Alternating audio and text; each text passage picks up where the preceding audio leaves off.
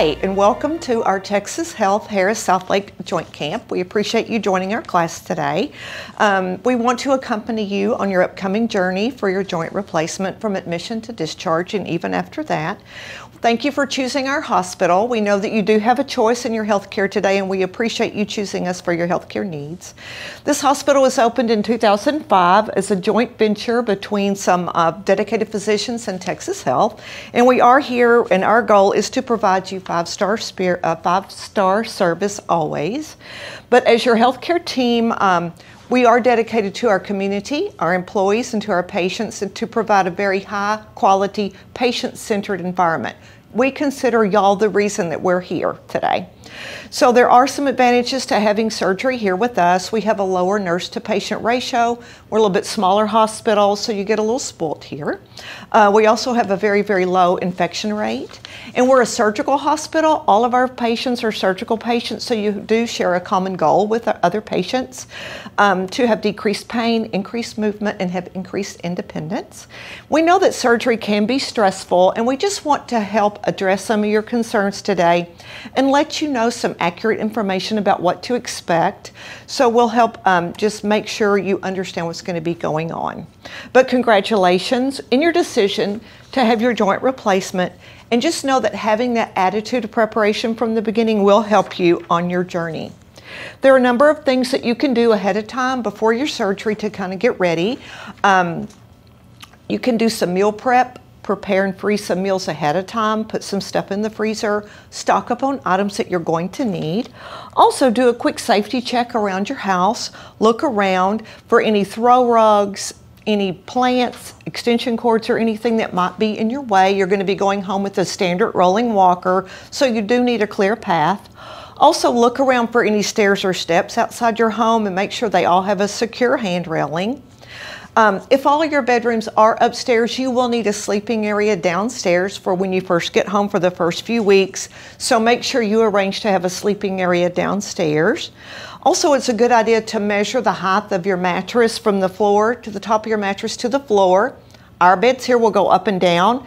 We can adjust your bed here to the same height, just to make sure you can get in and out of bed safely when you get home. So it's also a good idea to invest in a wire basket or a plastic basket for the front of your walker, just to help you carry some important items like your cell phone, cup of coffee, and that type of thing, especially if you're going to be going home alone. And most of our patients, a lot of our patients do live home alone, so let your friends and family know about your upcoming surgery. Make sure you have a coach. Make sure you have help arrived at home. Make sure you have a plan so you'll have help when you return home for the first few days. Make sure you have a family member available to help you with meal prep, bathing, dressing, and that type of thing. We are going to have several different people come during our presentation today to speak with you also. We have Jan, she's one of our concierges. She's going to be giving you a patient perspective because she's been our patient multiple times before. We have Rachel, our dietitian. She's going to speak with you also. And first off, we're going to have our physical therapy department come and speak with you about some pre-op and post-op exercises.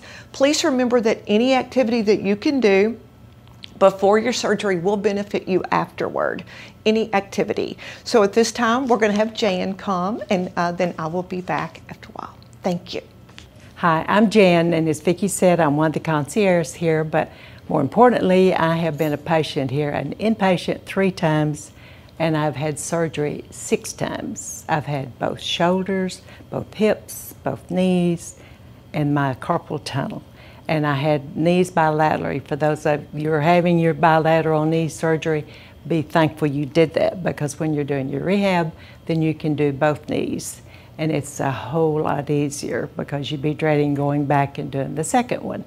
So congratulations, you made that decision. And trust me, it's not easy, but you can get through it.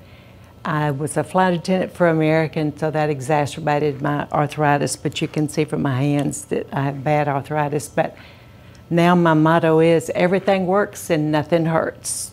But the key thing is to do your therapy, which they will tell you and explain all of that to you. Take your medicine first, but do your therapy. And if you'll do that, then you'll be so happy. And you can say like I do, everything works and nothing hurts. And In closing, let me say, if you're coming here, be thankful for that, because as I said, I've been here a patient many times, and the first time I was here, I said I want to work there someday, and it just worked out. But best hospital in the nation, best doctors, nurses, case managers, physical therapists. The food is wonderful, and when everything is back to normal, then I'm going to be here taking care of your friends and family. So good luck on your surgery, and if I happen to be here the day of your surgery, be happy to talk with you. But you can do this. Welcome everybody to Joint Camp. My name's Sharon and this is Libby over here. We're both physical therapists here at the hospital, and we'll be coming to see you.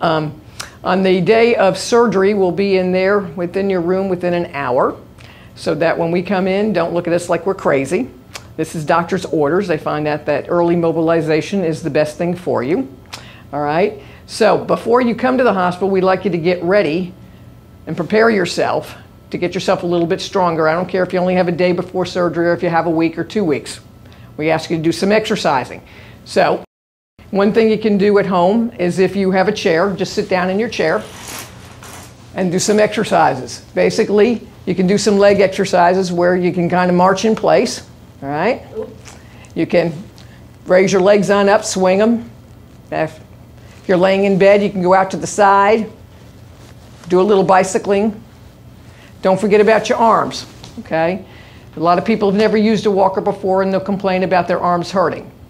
So if you've got a bag of rice that's a pound, or if you've got some dumbbells, you can do some arm exercises up and down, forward, backwards, and that type of stuff. If you've got a good sturdy chair that's got an armrest, you can do what we call wheelchair push-ups.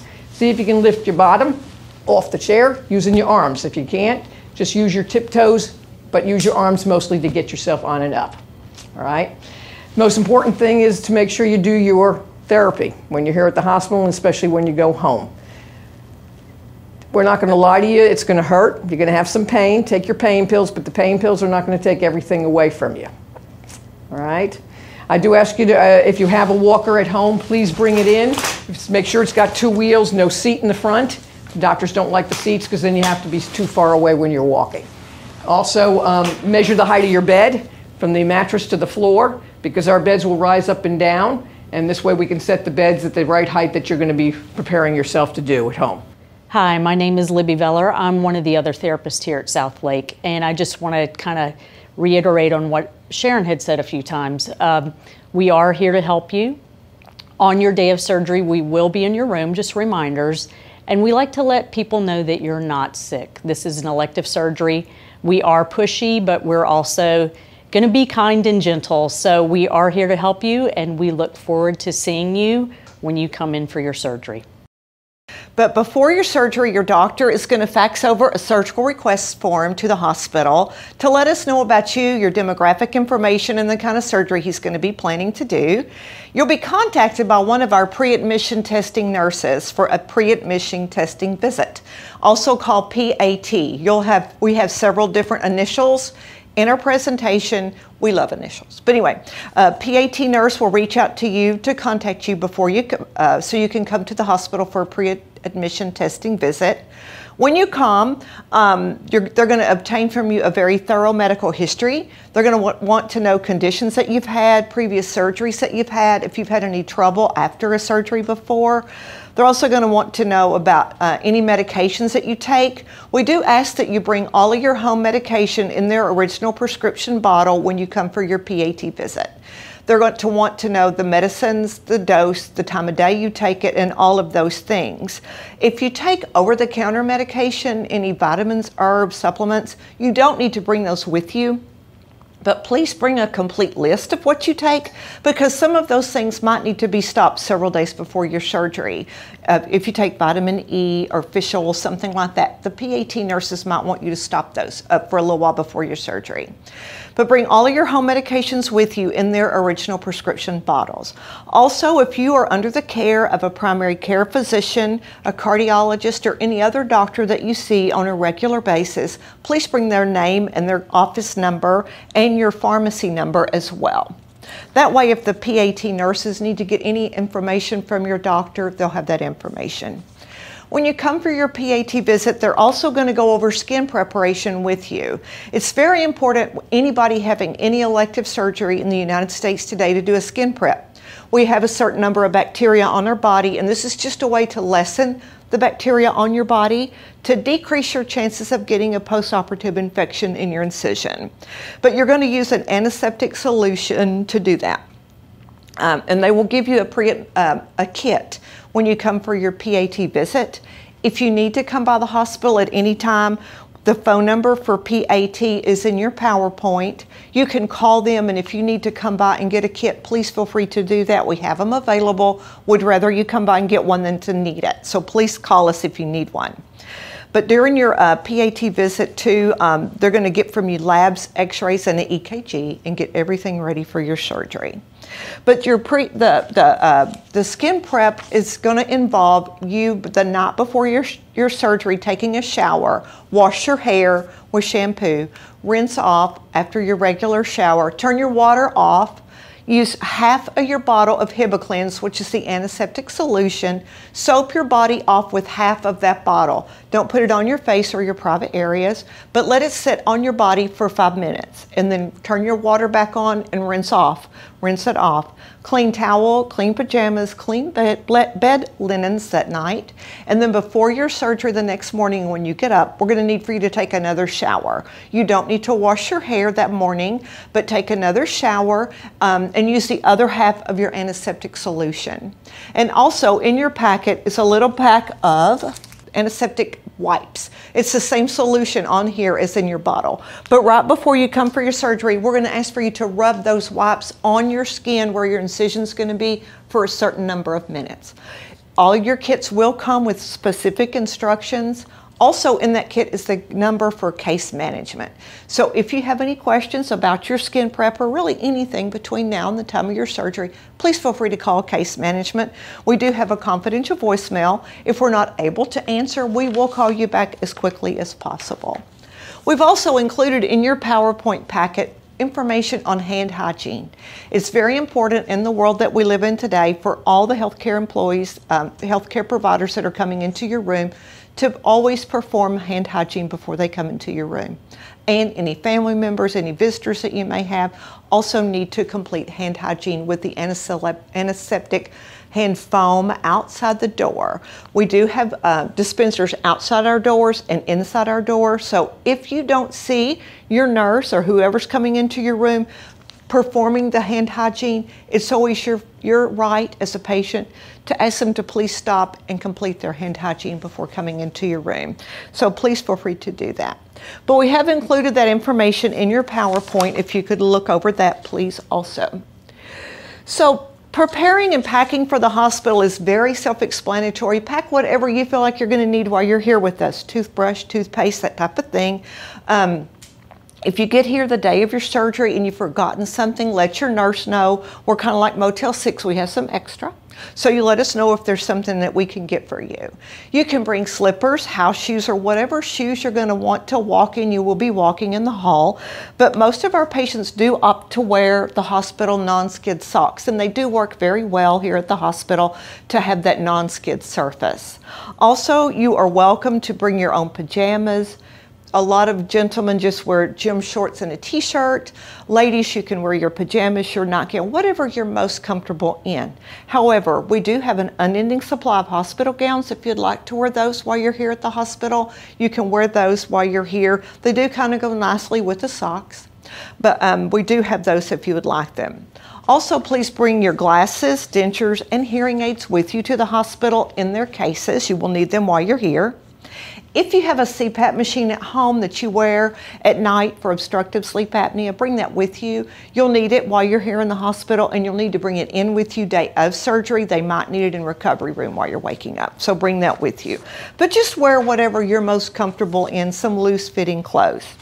Day of your surgery, it's also very important, again, to bring all of your home medications with you in their original prescription bottles. A lot of patients have brought their whole pill minders, the little pill box for every day. Unfortunately, we do need your pills, your medications in their original prescription bottles. Our pharmacists do have to identify every medication that's brought into the hospital, so they will all be sent to the pharmacy and then brought back to you. If you take a medication at home that's not on our hospital formulary or list, we will use your home medications to dispense to you while you're here with us. Your home medication will be kept in your room in a locked drawer. When it's time for your meds, the nurse will come in, unlock your drawer, dispense your medication to you, and lock them back up. And then when you go home, all of your medications will be given back to you. You do not need to bring pain medication. We will have pain medication to distribute to you while you're here with us. Also, day of your surgery when you're coming, if you have a living will and advanced medical directive, please feel free to bring that with you also. We can scan it into your electronic medical record and give your copy back to you, but bring that with you, please. Also, day of your surgery, you will need to bring your driver's license and your insurance card. We will need those. So the day of your actual surgery, you'll need to get up in the morning and complete your skin prep as directed. Do not apply any lotions, moisturizer, deodorant, hair gel, anything to your skin. No makeup. Brush your teeth. Don't swallow any water. If you've been instructed to take a medication the morning of your surgery by your doctor or our PAT nurses, go ahead and take that medication that morning with the littlest sip of water possible. Again, whatever loose clothing, comfortable clothing you would like to wear is perfect. Leave all of your jewelry and your valuables at home, please. You won't need those while you're here. No makeup and no fingernail polish and no toenail polish, please, when you come. When you arrive at the hospital for your surgery, you will come in the door where the big round rotunda is down at the registration desk, and you'll register there. And a representative from the pre-op department will come and get you and one family member to go back to the pre-op holding area where you will be until you're ready to go to surgery. The rest of your the rest of your family will be escorted to the family waiting area if the visitation rules have been relaxed at that time. We do ask for family members not to leave the hospital until after the doctor has come out and talked to your family. Let your family know the surgery's okay. And then at that time, it's a good time for your family to go and get lunch if they would like to have something. So that's a good time for your family to go. But once you get back to the pre-op holding area, like I said, you will be there until your OR is ready. They're going to ask you a lot of the same information that the PAT nurses have already asked you: your name, your date of birth, your allergies, all your medications. Again, they're going to go over everything with you. It's going to feel like a lot of repeat information.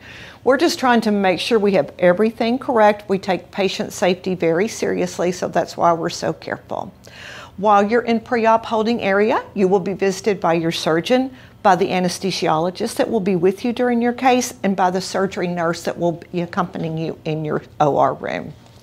While you're in pre-op holding area, you'll sign your surgical consents, and you'll sign, they will start your IV over there for you, and your doctor is going to come in and mark your surgical site when he comes to visit you.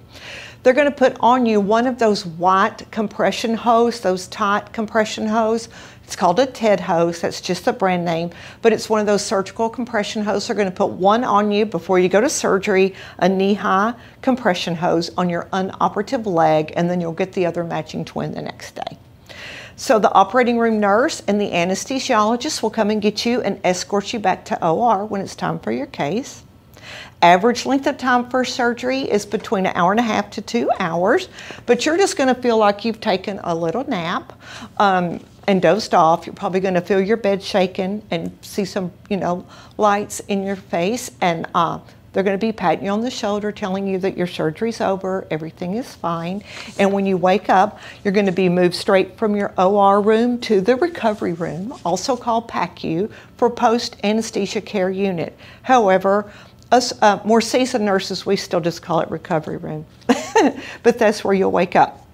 And you'll be moved over there because immediately following your surgery, you will need to have immediate and very careful monitoring while you wake up from the effects of the anesthesia. So they're going to put several kind of monitors on you. You'll have a heart monitor on. You're going to have a little clip on your finger that's going to monitor the oxygen saturation in your blood. There's an automatic blood pressure cuff on your arm that's just going to be pumping up every once in a while. So the nurses are going to be around your bed, and it's going to feel like a lot of activity while they're getting everything hooked up to you.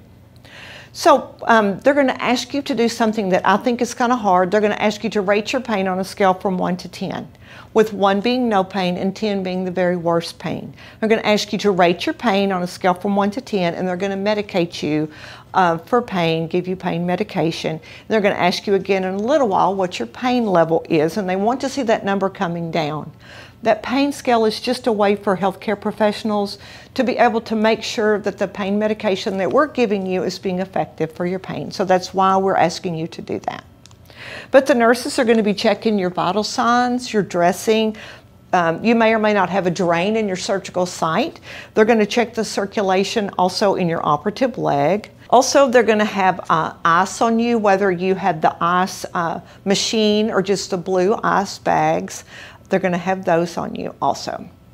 So while you're over in the PACU or recovery room, it's only separated by curtains, so generally we don't take family members over there just to ensure every patient's privacy.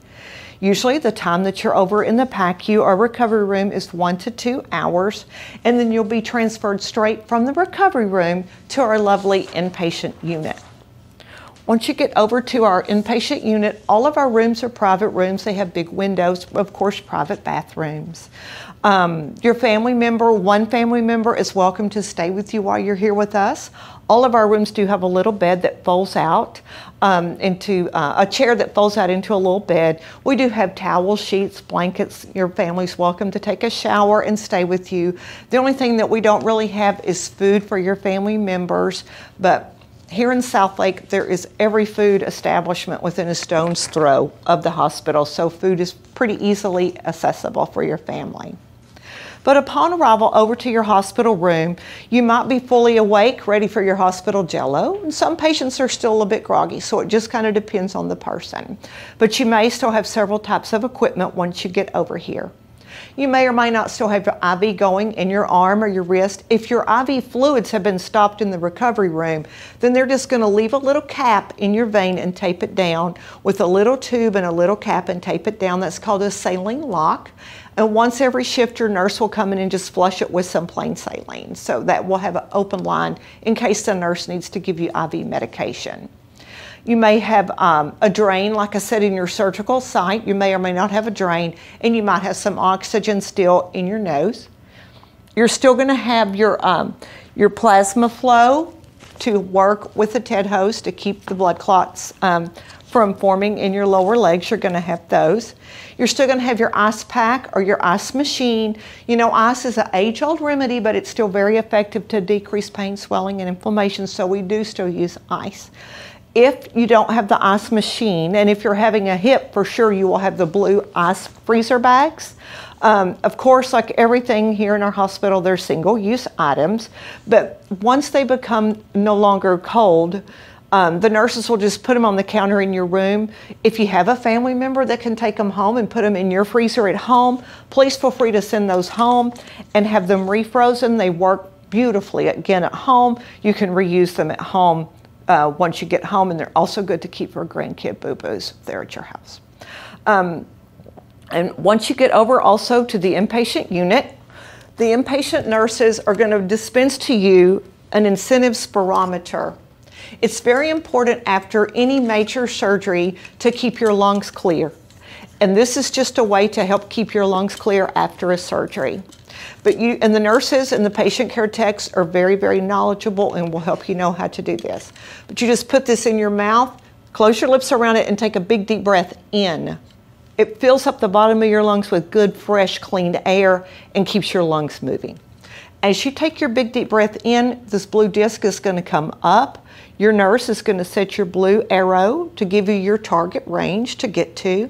We're going to ask for you to do this 6 to 7 times every hour while awake. You don't have to wake up at night to do this. If you're watching TV, a commercial comes on, grab your little friend and take some good, deep, healthy, fresh, clean breaths. And the nurses, again, will help you remember to do this. But it's very important to decrease your chances of getting a pneumonia or any post-operative lung problem. So it's very important to do that. You'll be started once you get over here on a clear liquid diet. I've kind of already alluded to the hospital jello, but you will be started on a clear liquid diet, and then your diet will be advanced per order of your physician. Once we just make sure you're not having any nausea and everything is okay, all of our the diets here, the meals here at the hospital are chef prepared. So one of the dietary aides will come and see you before your meals to get your preferences.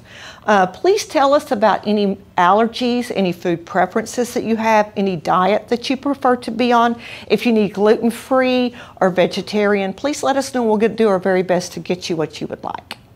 It's totally normal to lose your appetite or feel nauseated or constipated for a few days after your surgery, and the pain medications that we give you kind of do sometimes aggravate that problem, so you will be started on a stool softener post-operatively.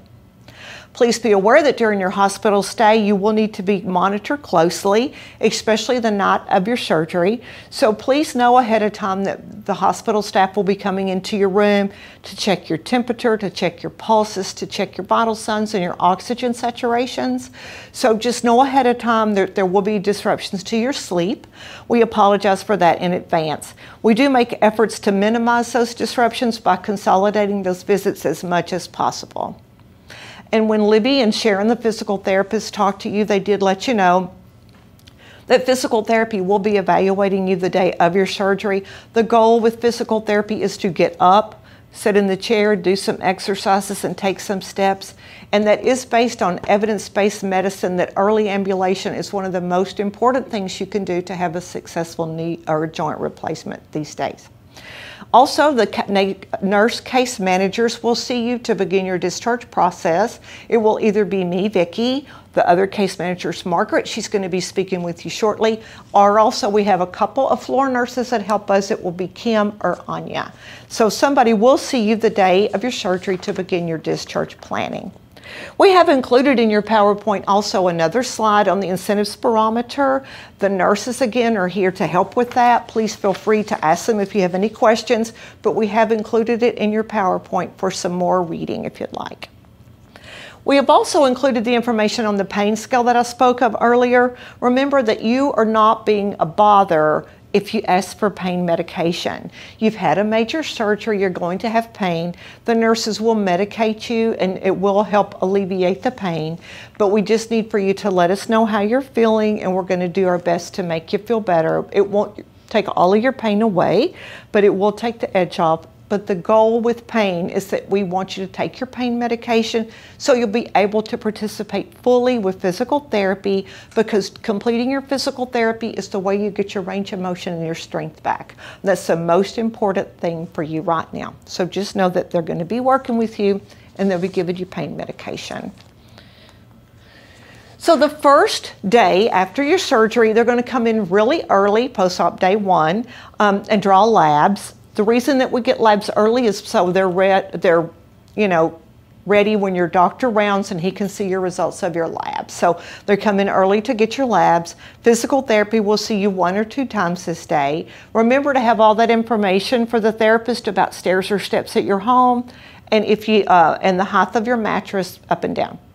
Walking is the goal for this day, and you will be up in the chair for the biggest part of the day. Again, the bed is not necessarily your friend after an elective surgery. We do want for you to be up and in the chair. We like for you to have all your meals in the chair, and our goal is to get you up and get you moving. Continue to use your incentives barometer. If you've had a knee replacement, a lot of times they do put a nerve block in, and that knee feels heavy at first, but that will wear off. And most all of our patients do go home day after surgery. So be sure and have someone ready to help you when you get home. Everybody's going to need a coach. Everybody's going to need help. So get your help lined up before you come for your surgery. And we wish for you to have the most successful surgery. Remember that we're here to help you throughout the process. Case management's number is in your PowerPoint. And we will see you when you come for your surgery. At this time, we're going to let the nutritionist, Rachel, come and talk to you.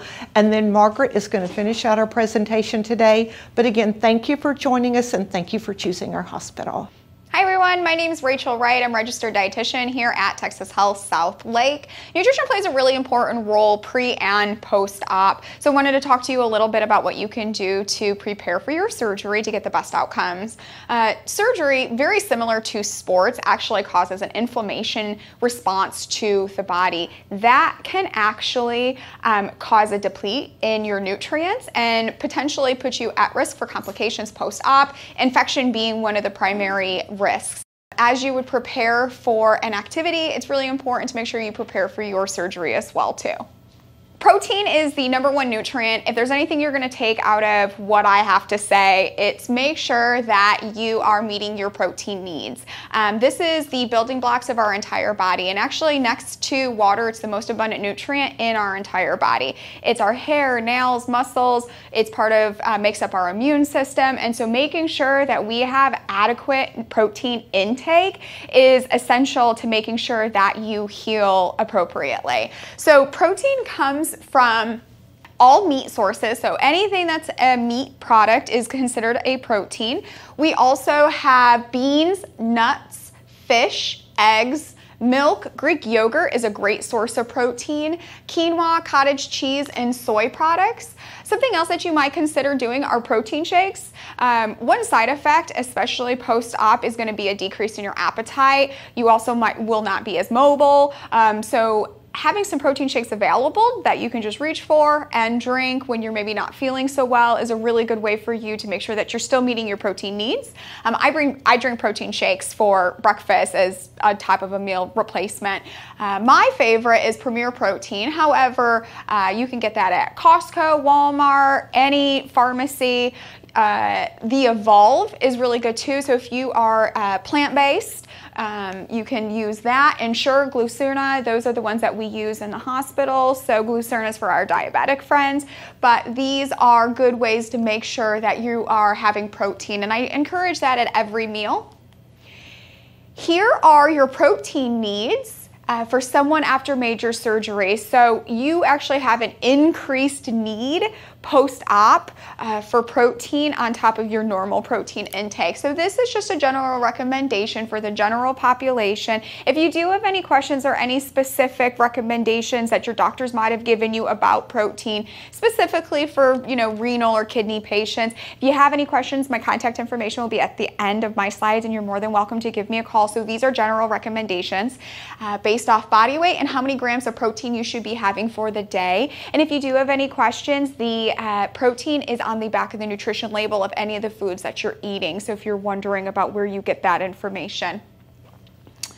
The next nutrient that really does play an important role is complex carbohydrates. So there's two different kinds of carbs. You have your complex carbs, which are your whole grains, quinoa, oats, wild rice, barley, and so on. And then you have simple carbs. So those are going to be more of your sugary sweets, white table sugar, things like that. Now, with complex carbohydrates, why we're recommending this, A, it's providing us the energy that we need to heal, and it's also providing us an ample amount of fiber. So fiber is really important for preventing constipation. Again, one of the side effects post-op is constipation. So this is going to be a really good way to kind of help to make sure that you're combating that, is making sure you're having enough fiber in your diet. What we don't encourage is intake of simple carbohydrates. So those, again, refined sugars, they'll actually spike the blood sugar and then can put you at an increased risk for infection. Now that doesn't mean you can't have a cookie, but we definitely encourage you to make at least half your grains or half your carbohydrates coming from a complex or a whole source. Healthy fats. So healthy fats like olive oil, salmon, fatty fish, avocados, nuts, seeds, and nut butters, these have actually all been shown to decrease inflammation. So our body has gone through this stress stimulus that is surgery. We are inflamed. What we want is to help bring that inflammation down. So incorporating a heart-healthy fat at mealtime, cooking with olive oil, this is a really good way to help kind of reduce that inflammation. Here is a list of vitamins, minerals, and water. Vitamin C is an antioxidant that it's important for your skin, bones, and connective tissue, so this really helps with healing as well too. Vitamin A, zinc, and iron. There are some food sources listed here, but I wouldn't focus in on making sure you're getting specific foods. You know, oh, I need to have this, I need to have that. Eat a rainbow. It's basically what I tell everybody, just to kind of simplify everything so you're not getting so overwhelmed on the little tiny vitamins and minerals. The more colorful you make your plate, the more that you're going to be meeting all of your vitamin and mineral needs, because all of our vitamin and minerals play a part in good nutrition and good health. These are just a couple specific ones I kind of zeroed in on. So just eat a rainbow, make your plate as colorful as possible. Lastly, water is very important as well too. So that is going to help maintain adequate hydration and preventing constipation. So making sure that you stay hydrated, and more than just water counts as fluid. You could even just do jello or broth and still stay hydrated. So making sure that you are meeting your fluid needs during this time too will help with healing. The last slide I have here is a healthy plate, and this is from the Harvard School of Public Health. And what I really like about this plate is we've transitioned out of using the food pyramid. We're not really using that anymore, but what we've done is we've taken the food groups and we've put it onto a plate. So this is something that you can mimic at lunch and dinner times to make sure that you are meeting a balanced meal. So instead of trying to fumble around with number of carbs and number of protein and grams of fat, if you just kind of focus in on this plate and do your best to mimic the portion sizes of your food groups right here, you'll be sure to be meeting your nutritional needs. There are some recommendations on there. First off, I tell my clients half plate healthy. If that's one place you can start, half plate healthy. So half your plate is being made of vegetables and fruit. From there, we do about a quarter of your plate a healthy protein, or your fist or a deck of cards is another common portion size. So a quarter of your plate a healthy protein, and then a quarter of your plate those whole grains. And again, that's where we're looking for those complex carbohydrates to come from in that whole grain category. It mentions water, making sure you're staying hydrated, and then it has the healthy fat section added on there too. So any questions with this? Here is my contact information. Please feel free to give me a call, shoot me an email. I am available for any type of questions. We do offer outpatient nutrition counseling here at Texas Health Southlake. All we require is a physician's referral. Thank you guys so much, and good luck with your surgery. Hi, my name is Margaret, and I'm another case manager here at Texas Health here at Southlake. I'm here to talk to you about discharge planning. Vicki has already gone into getting help at home and having someone to help you and check on you and drive you to your follow-up appointments. I'm here to talk more about the equipment and the home health. So the equipment that you need, all our doctors order a rolling walker and a 3-in-1 bedside commode for home use. All insurance companies will cover the rolling walker, and Sharon showed you the type that we need. And some insurances won't cover the 3-in-1 bedside commode, but if you'll call us and we can go over your insurance with you, we could tell you if it's covered or not. But we will also let you know that when you arrive to the hospital. We will be setting up the equipment and arranging your home health. Each surgeon has their own preferences for home health. One of our surgeons, his office arranges it. The other one will tell you what his preferences are when you come in. You don't have to do anything ahead of time. The incentive spirometer will go home with you. You're going to continue to do that. We will be giving you prescriptions for the pain medicine and the blood thinners. Most of our patients will go home on aspirin as a blood thinner, but it depends on your surgeon, so that's something that we'll work out with you when you're here. And you will take your compression hose home with you. They're knee-high. You're going to be wearing a matching set of 2, and you need to wash them and hang them up to dry at home. Do not put them in your washing machine or put them in your dryer, because they'll come out about that big, and you can wear them on your fingers, and your house will smell like a burnt tire. So we'll hand wash and hang them up, and then you can put them back on. You need to inspect your skin to make sure you don't have any sores or irritation underneath those compression hose. We will send you home with wound care. dressings. You'll go home with 2 dressings.